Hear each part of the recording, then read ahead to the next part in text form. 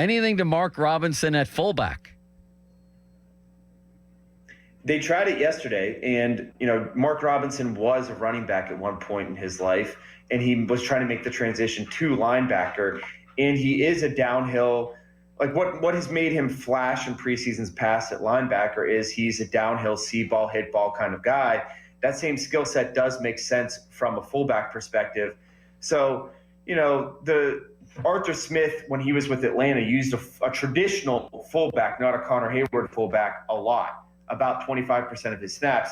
And he was able to do so because that guy was also a key contributor on special teams. Maybe Mark Robinson, who is trying to fight for his roster spot, can add extra value as a special teams guy, as a fullback in situations. So, I think it would make sense if the roster math also makes sense. Wow. I mean, that would be something, but anything that can help them get a yard, I'm for. Big picture, the defense, people going wild about this defense. We have Deshaun Elliott. We could be number one in the league. We have Tomlin. We can cover anybody man to man. We have Joey Porter saying we have 3 elite defensive backs on this team, apparently including himself. We have DK Metcalf saying that this is the best defense he's ever seen. Are we overdoing it here, Mike? Because I certainly see some question marks here. Well, you hope that all of those things that they're saying about the defense are true. Because, through any level of football, if you're 2 weeks in, whether it's high school, college, or professionals, they would tell you the defense is ahead of the offense. That is something you hear a lot. It's something I heard when I covered Purdue in the Big Ten. It's something that I heard when I covered high school sports. Yeah. And right now, like, you just look at what happened yesterday. They were in pads for just the third time.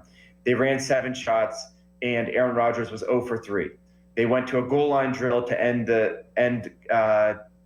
day, and the offense couldn't get a yard running the football. And in between, during 11-on-11 periods, it looked like the run game was doing nothing, and you're counting heavily upon this run game to support a 41-year-old quarterback.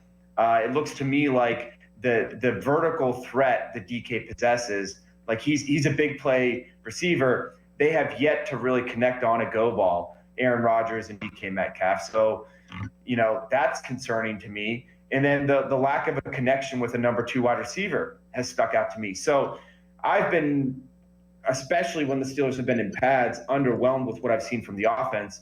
I guess if you're an eternal optimist, you want to believe that this defense that is paid so handsomely is now finally living up to its paycheck. And the reason why the offense is struggling is because the defense is so great. My concern would be that you kind of have a season like last year where the defense is good but not elite, and the offense is average to below average at most of the time. Yeah.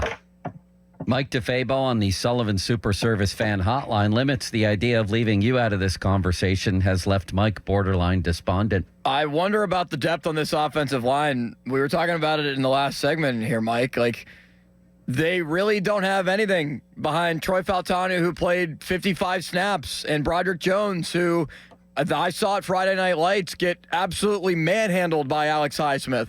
How concerning is the offensive line to you? Well, I mean, that's the position group that's really going to tell the story of this season. When the Steelers chose to draft Broderick Jones and move up to get him, they not only were thinking about that year, but that signaled their philosophy, that they were going to try to rebuild in the trenches with the hope that sooner than later you would win games because your offensive line can create holes, you can run the ball effectively, and you can protect the quarterback. If Broderick Jones doesn't take the step forward that the Steelers are expecting him to, all of that falls apart. If you can't run the football, if you can't protect Aaron Rodgers, what can you do offensively? And so, Broderick, to this point, he was my biggest concern coming into training camp. He's done nothing for me to change my mind. He still remains my biggest concern going into the season. And, you're going to have to see significant improvements from him over the next couple of weeks and going into the season to feel any better about that position group.